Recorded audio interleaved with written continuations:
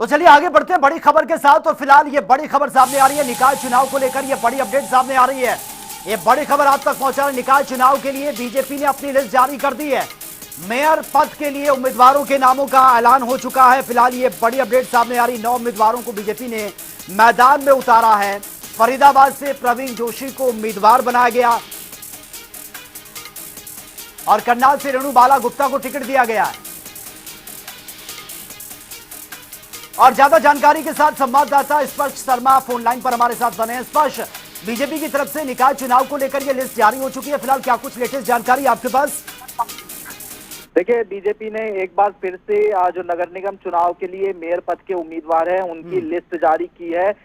9 उम्मीदवार जो है घोषित किए गए हैं। पहले भी जो है ये 9 उम्मीदवार ही घोषित किए गए थे, लेकिन एक जो बड़ा बदलाव इस लिस्ट में हुआ है वो गुरुग्राम जो नगर निगम में मेयर पद है उसको लेकर हुआ है। पहले उषा प्रियदर्शी जो है उनको टिकट दिया गया था, प्रदेश अध्यक्ष है महिला मोर्चा की, लेकिन अब उनकी जगह राजरानी मल्होत्रा जो है उनको टिकट दिया गया है। प्रदेश कार्यकारिणी की सदस्य है महिला मोर्चा की राजरानी मल्होत्रा।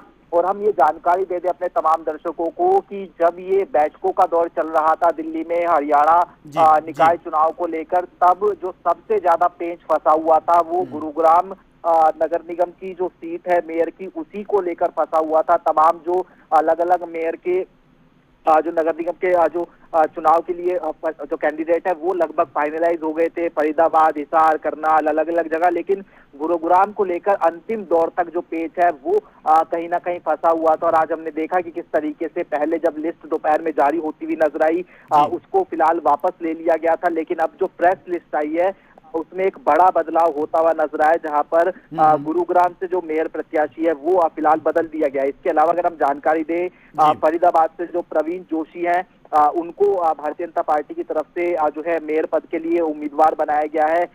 चेयरमैन है हरियाणा बाल कल्याण आयोग की प्रवीण जोशी। इसके अलावा हिसार से प्रवीण पोपली है, प्रदेश संयोजक नमो ऐप। करनाल से रेणु बाला गुप्ता, सब उनका नाम जानते हैं, मेयर है।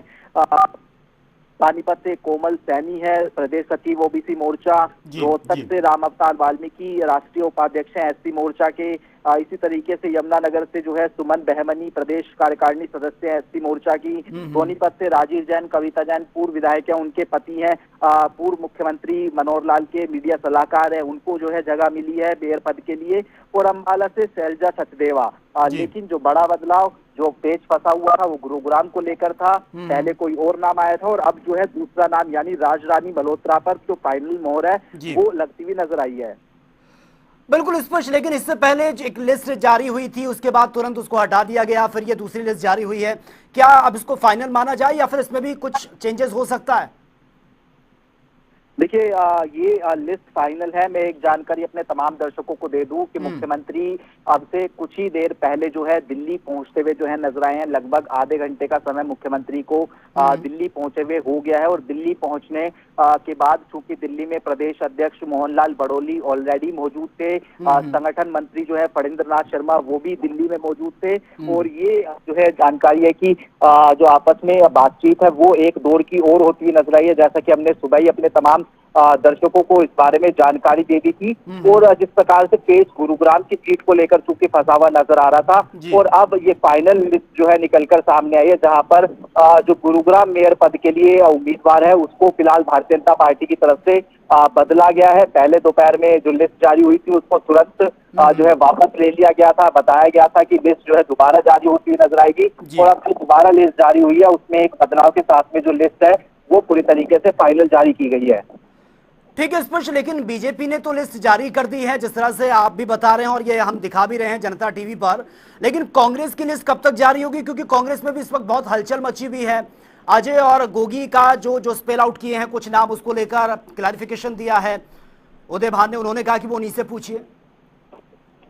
देखिए, कांग्रेस में असमंजस की स्थिति है। हालांकि आज बताया प्रदेश अध्यक्ष उदय भान की तरफ से कि निकाय चुनाव को लेकर जो कांग्रेस की पहली लिस्ट है वो कल जो है जारी होती भी जो है नजर आएगी। और ये माना जा सकता है कि 1 से 2 चरण में जो कांग्रेस है वो अपनी लिस्ट जो है मेयर पद या फिर कहे कि जो पार्षद है उनको लेकर जी।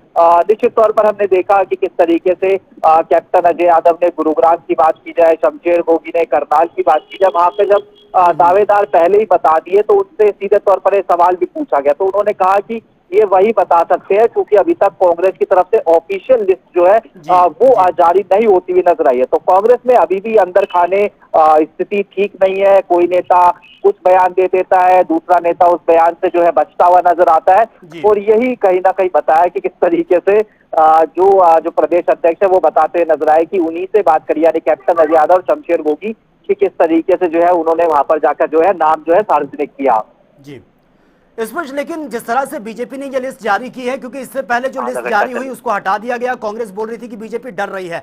अब लिस्ट जारी हो चुकी है बीजेपी की, क्या ये उम्मीद की जा सकती है कि कल कांग्रेस भी अपनी लिस्ट जारी कर देगी? वेट एंड वॉच की स्थिति में है कांग्रेस।